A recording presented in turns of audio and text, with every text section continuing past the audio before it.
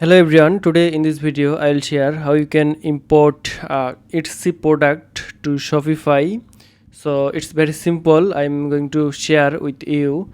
First of all, we need to go to Etsy to download the CSV. Okay, so I already have the CSV to download, okay, to add in Shopify store, and I am going to product. So this is my Shopify store dashboard and I am going to product.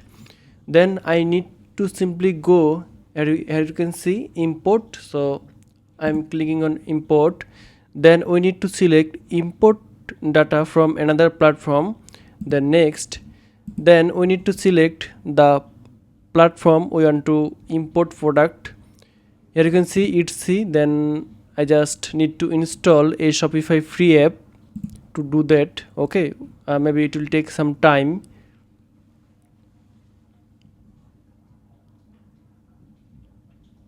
Okay, so it's done. I just need to select the Etsy file. Here you can see the Etsy listing file, then open. Okay, so it's already start. We need to wait a few minutes to done. Basically it's depend on the product size or the data size to done. Okay, so I need to click on import products. Okay, so it will take some time to complete the import process from Etsy to Shopify.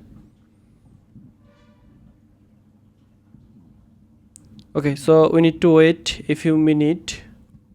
So after a few minutes, I can see the import is completed, and now I need to go to product. Okay, so you can see the import is done, and I can see all of the product that from Etsy. Okay, so this is the easy process.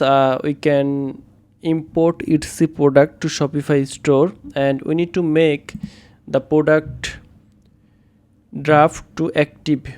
Here you can see if I click on set as active, so all of the product will be active. So this is the simple process for this task. Hope you will understand.